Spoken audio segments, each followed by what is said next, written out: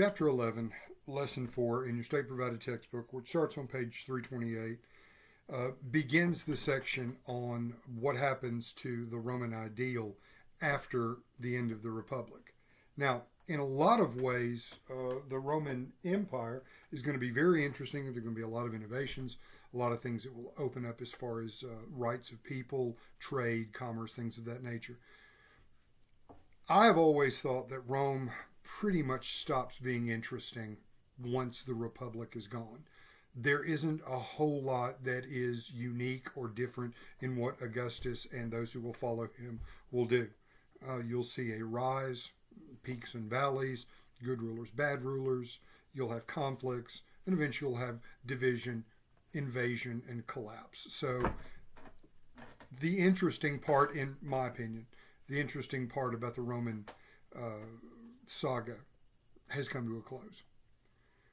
But the Roman Empire in the West is going to endure for over 400 years, very, very close to 500 years.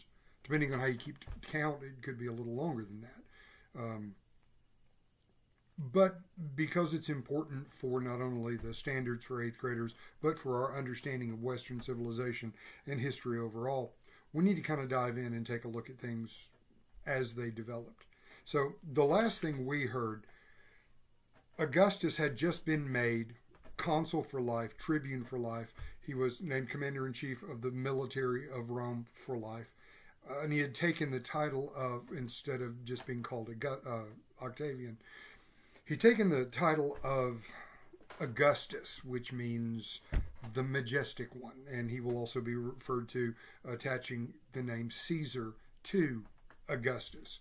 And that will forever tie the word Caesar to emperor or ruler. That's where we get the Russian term Tsar. It's a form of the word Caesar. Anyway, Augustus, the first emperor of the Roman Empire, is going to take some steps to make sure that his empire, first of all, he'll stay in power for the rest of his life. And then his adopted son, Tiberius, will come in, and this will create a dynasty. The first group of emperors that we're going to look at are the Julio-Claudian emperors. They're all roughly from the same family. Some good, some bad, some really, really bad. But I want to talk about a couple of reforms or maneuvers that Augustus did to make sure that his rule was uninterrupted by rebellions. The first thing that the textbook looks at, and I guess it's as good a way to start as any, the first thing that we look at in the text is that Augustus moves to make a professional, full-time, highly staffed and trained military part of the way Rome does business from now on. It's going to be about 150,000 troops strong. The Roman legions will train constantly. And despite the misnomer or the idea of the Pax Romana or the Peace of Rome, the army is going to be utilized pretty much consistently. There isn't going to be a time when there isn't some type of conflict. But one of the first things that Augustus does is he brings in the military. Again, the idea of Marius is a full-time paid military.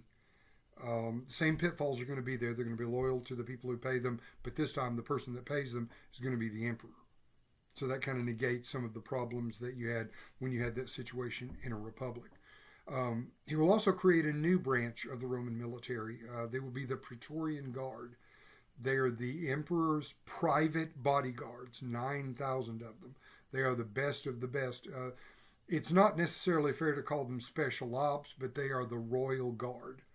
And they're going to become very important in politics on their own down the line. But he sort of normalizes a professional paid military and creates the Praetorian Guard.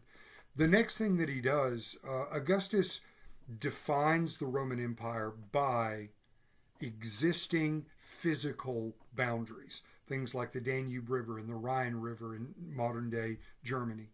The Atlantic Ocean, the Sahara Desert to the south, and almost to the Euphrates River in the east. These are not only easy to defend, but they're easy for him, his generals, and for the new subjects in the empire to understand. This is Rome. We move then to looking at some things that he did politically. Augustus will move relatively quickly to get rid of officials that the Roman Senate, which he does leave intact. He does not dismiss the Senate. Um, the traditions are left, such as the meeting of the Senate, to help sort of normalize the way that things are now. So it's the officials that the Senate has appointed who will go to the wayside. Augustus will create a new political office. They're called proconsuls, and he will put them in every province or every area in the empire. He'll redraw provinces, and he will put these proconsuls, his proconsuls, in place. And they are to oversee everything from road construction, aqueduct construction, and aqueducts are just great big structures that are used to bring water in from higher areas to lower areas. Some Roman aqueducts can still be seen today in Italy and in Spain and other places, but they're pretty big engineering projects. The building of roads, and later on amphitheaters and things to entertain the people. Proconsuls are in charge of that. Also trade, also taxation. Interestingly enough, the way that taxes were collected in the Republic, taxes were sort of freelance, and you would apply for the job, and if you got the job in the Republic, you could charge people as much as you wanted. As long as Rome got their taxes, you could keep the extra that you took. This led to a lot of corruption, as you can imagine, and to some unpopular people being tax collectors. Augustus will transform that. He will make tax collector a paid civil job with a normal income, and it does a lot to get rid of corruption in the beginning.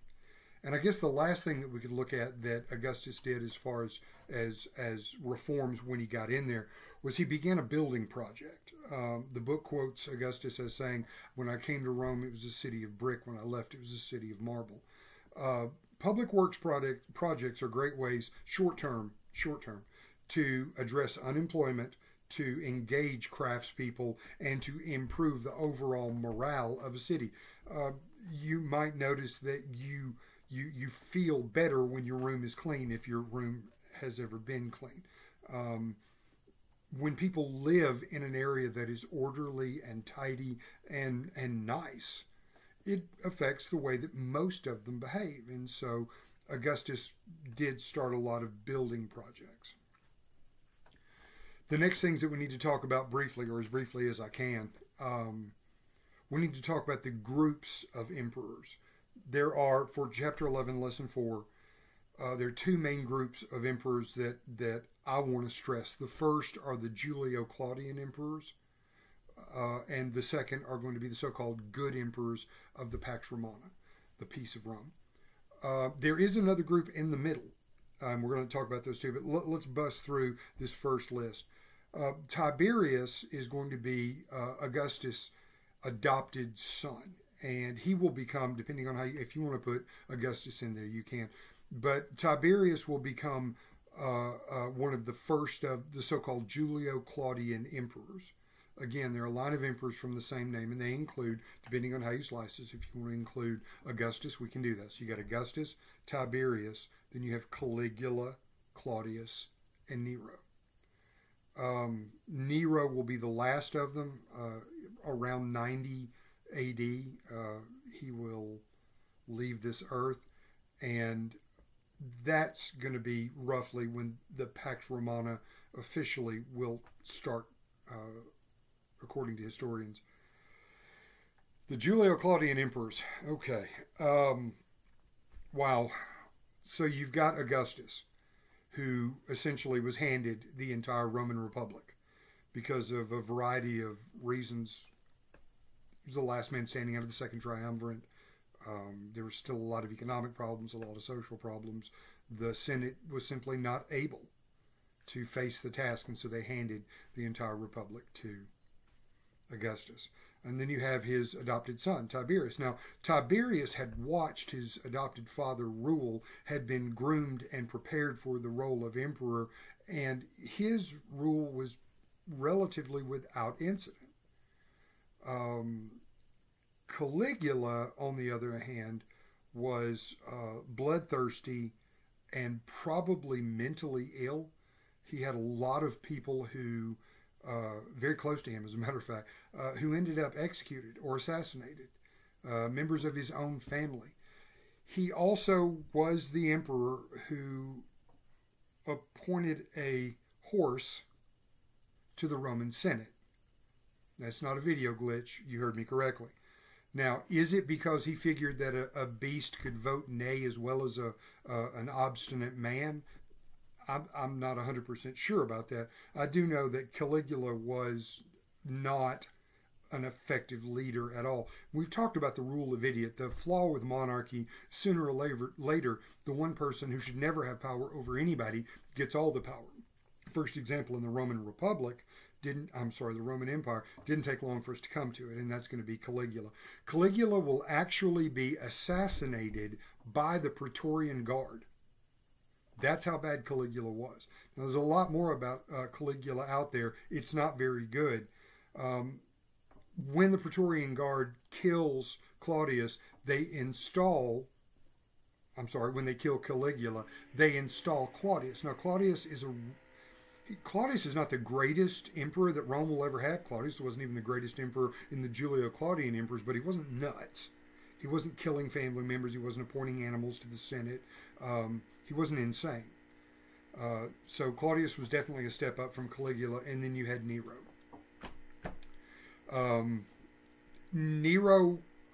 Students have asked me before, was Nero worse than Caligula? Yes and no. Nero was a different kind of crazy, like limited edition. They're not really making that kind of crazy anymore. Nero was relatively convinced, he was pretty convinced, that his entire family was trying to become rulers of Rome. And so he had his mother and not one wife, but two wives murdered. The Roman Senate actually accused him of treason and sentenced him to death. Now, everyone knows the Roman Senate doesn't have the power to carry out that kind of sentence, but Nero will actually die by his own hand. He will commit suicide. And there wasn't a whole lot of mourning. So that's going to round out the Julio-Claudian emperors. They're kind of hit or miss. And like I said, depending on how you cut them, they are Augustus, Tiberius, Caligula, Claudius, and Nero. After Nero, Rome is understandably plunged into a time of violence and not quite civil war, but it's not a very safe time in the empire, especially in the city of Rome. Eventually, a general named Vespasian will be made emperor. Then you will have Vespasian, Titus, and Domitian. Now, Vespasian is very, very authoritarian. If there's a question about who's right, it's Rome. That goes for legal cases and for any kind of other disputes. The laws that were on the books from the time of Augustus, should have mentioned this, pretty much everybody in the territories who qualified would become Roman citizens. And so the mechanism of the Roman Confederation is going to sort of fall by the wayside, and Roman conquest will be the new way that the empire will grow using the imperial military. There is a law on the books that covered people who were not Roman citizens. It's called the Law of Nations. Vespasian will tilt the Law of Nations heavily toward Rome, and probably more so than even Augustus. Definitely more so than the Republic Senate. But Vespasian did restore order after Nero. No more fighting in the streets. Everybody knew who was in charge. There was no question about who the boss was. Vespasian was in charge when the temple was destroyed in 92 AD in Jerusalem. And he will send his son Titus, who will later become emperor, to be the general to oversee that. Titus will become Roman emperor, and he will be the emperor when Mount Vesuvius erupts and erases the Roman city of Pompeii. And so you had a period of the Julio-Claudian emperors, and then you had this in-between group. You got Vespasian, who also, by the way, Vespasian constructed the Colosseum. So you've got Augustus, Tiberius, Caligula, Claudius, and Nero. Those are the Julio-Claudian emperors. Then you have what I guess you call them the in-between guys. You got Vespasian, Titus, the construction of the Colosseum, the destruction of the temple in Rome, the eruption of Mount Vesuvius. And from the end of that in-between period, from about 90 well, that's the piece of Rome. But from about 90 A.D. to 180 A.D., the empire will begin to come into its own. It will the people, enough generations, enough time have passed. The republic now is just a ghost. It's just a memory. Now we are an empire. This is what we do. Then the next group we have are the so-called good emperors of the Pax Romana, and that list is it's an interesting group of people. There are 5 of them. There's Nerva, Trajan, Hadrian, Antonius Pius, and Marcus Aurelius, and they are. This is going to be, if there's a high water mark to the Republic, for instance, Trajan. Under the Emperor Trajan, one of the 5 good emperors of the Pax Romana, the Roman Empire will see its largest land area. In other words, the boundaries of the Roman Empire will become largest under Trajan. Hadrian will be the emperor who will recognize that those boundaries are too big. It's time to dial it back a little bit. And that, under Hadrian, you might recognize that name from the landmark in Great Britain, Hadrian's Wall. Hadrian will actually shrink the empire from the size that it had been, and will make those boundaries not only more defensible, sort of like what Augustus did with the natural boundaries. It'll be easier to defend, easier to understand, and it makes more sense with the army that they have at that time. The good emperors, all the way up to Marcus Aurelius, will begin to normalize justice. They will or Roman Empire justice. They'll normalize trade, travel, industry, commerce. Also, slavery will simply be accepted as a facet of the Roman Empire. You will not see any emperors who will make it their business or their job or their call to go and end slavery in the Roman Empire. And so slavery is normalized, trade is normalized. I want to talk, the last little bit I want to talk about is the economy. And I know the video is going long. The most important thing you can understand about the Roman economy is that it did encourage and support not really a growing middle class, but a solid middle class. There were people in the Roman Empire who had a middle class. They made things, they sold those things, they got income. During the Pax Romana, you see the normalization of Roman coins. So from Britannia all the way to the Sahara, and from the Euphrates to the Atlantic Ocean, you have Roman coin being used exclusively in trade. You will see Roman roads constructed primarily by the Roman army. You see Roman roads built, linking everything together and being patrolled, so they're safe.